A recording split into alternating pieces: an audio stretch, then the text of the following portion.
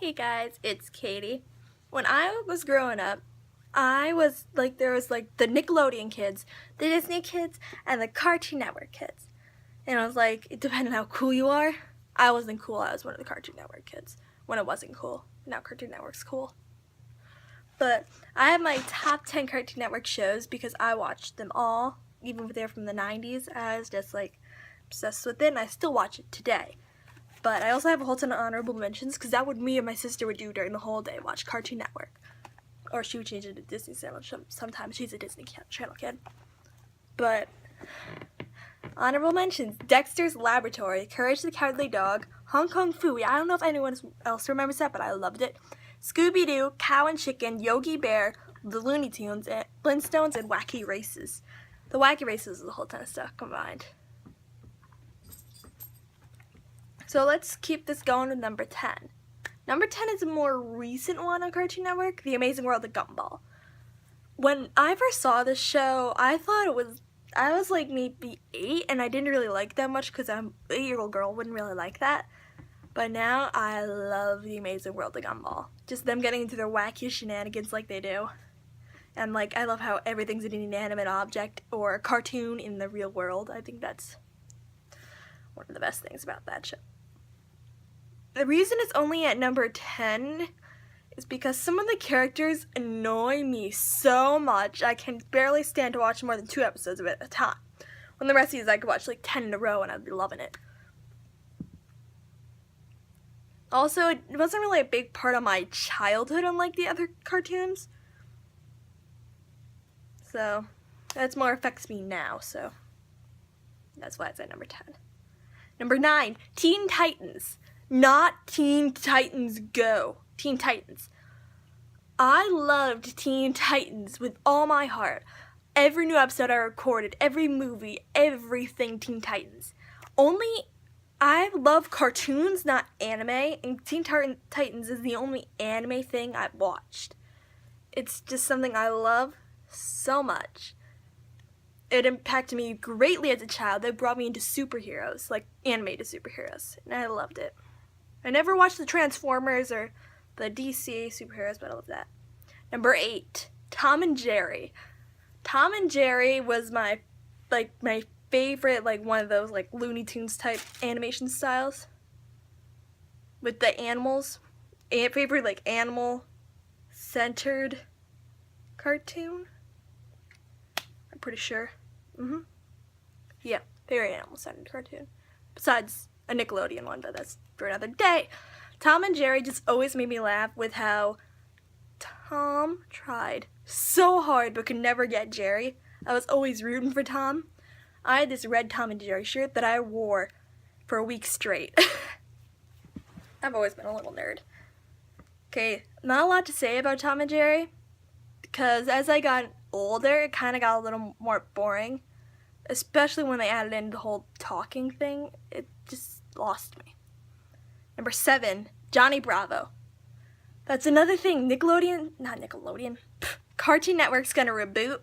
And they said they're gonna apologize for the sexist thing of Johnny Bravo. But that's what made it hilarious. He was just trying so hard to get the ladies. We'd always get pelted by them. Because he was so rude and so sexist. I just watched it for 2 hours with my mom. But the thing is, I didn't really get the jokes as much as when I was little. I just like when he got pounded. But now I really get the adult jokes, so it kind of impacts me more now than then. But I still love that show. I would like have one of those. If I could find a Johnny Bravo t-shirt, I'd wear it. Number 6. Number 6 on. I had the hardest time putting these down in this order, besides number 1. Number 1 was set in stone, but it was just so hard because I love all these shows so much. Number 6, Codename Kids Next Door. Codename Kids Next Door basically shaped who I am. I would go at recess with my friend Nick, and we would play spies. We did this from 2nd grade to 4th grade, because I wanted to be like the kids next door. That was my thing. I made these spy binoculars with just 3D glasses with 2 holes punched in them. I couldn't really see well, but I wanted to be in the KND. That was my dream, but I never got offered a spot in. Or maybe I didn't, I don't remember it. But I love them all. I totally ship number 3 and number 4, because who doesn't? But I love the characters so much, and the villains are just like everyday people. That characters are just like, nope, no lunch ladies, dentists, and then there's the Toiletator, who's just the stupidest villain ever imagined, but he tries so hard. I loved the Billy and Mandy Kids Next Door crossover. That was awesome, because I also had Ed, Edd, and Eddy, and it was like huge crossover thing. Number 5, Total Drama. Total Drama affected me more 10 on, but I loved that show. I've watched every single episode of that show at least 5 times. It's like, I love the show. I love the show Survivor, and it's basically a huge play on that. And it's just the personalities of the characters kind of like weigh each other out with the extremes, kind of like Loud House. And I just loved it. A lot of people say it got worse as it went on, but I think it got better as it went on with more crazy challenges. But Total Drama World Tour is my favorite, and they cut it off Netflix, but it was singing, so. Number 4. Okay. I was debating number 4 and number 3 for a long time in my head. But number 4 is The Grim Adventures of Billy and Mandy. This brings me back to sad and happy times. I loved Billy, Mandy, and Grim all with my heart. It's just with Billy's stupidity, and I'm more like Mandy than Billy, but he used to be this really happy-go-lucky kid, so it's kind of a combination of Billy, Mandy, and Grim. But now I'm more like Mandy and Grim than Billy.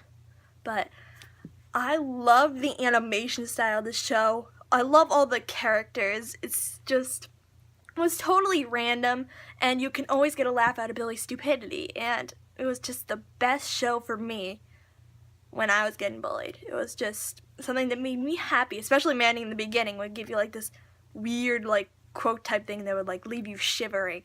It was the best. But the reason Courage isn't on the top 10, I'll explain this. It was too scary for me when I was little. I was just petrified of it, but now I love it, so. Number 3, this show shaped my childhood, basically, along with the other ones, but the Powerpuff Girls. I was obsessed with this show, and I say obsessed, I mean obsessed. I watched this show multiple times a day. I loved it, how 3 girls my age, because I watched this when I was about 5 in kindergarten, could like empower the world with their powers. I always loved Buttercup and everything. I love how the girls have the different head shapes from other people and it makes them just stand out. And the professor in his lab. Mojo Jojo is always my favorite villain. This is basically elaborating on why I love these shows, but it's just an amazing show. Number 2, Foster's Home for Imaginary Friends. I have no words for this show. It's just too amazing. Foster's is one of those shows that it's just like a whole ton of random stuff put together, and then it's just awesome. With Goo Goo Gaga, really her name, Human, and Mac and Blue, and Frankie was always my favorite. I loved Frankie, which she was an imaginary friend, but my favorite imaginary friend was Eduardo, because he was voiced by Tom Kenny. I'm a sucker for Tom Kenny. But I loved this show, still love it to this day. Another one that I would proudly yell in front of my whole class, I love Foster's Home for Imaginary Friends, and not regret it. Number 1, we basically all know what it is by now, because I talked about the show before. Ed, Edd, and Eddy. Ed, Edd, and Eddy is one of my favorite shows of all time. It has an amazing animation style, amazing characters that just click together, and you don't have to mention the Eds, because just the other, like, take out the Eds, just have the Neighborhood Kids, would be an amazing show with how they interact with each other. And Rolf could have his own show too, because he's awesome. It's just amazing characters, amazing voices, amazing art, theme song. Let's not get started on the theme song, the whistling, Danny Antonucci.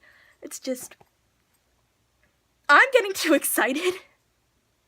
But I'm going to go through two shows that why I did not put them on the list or honorable mentions, which I know I'll get comments about. 1, Adventure Time.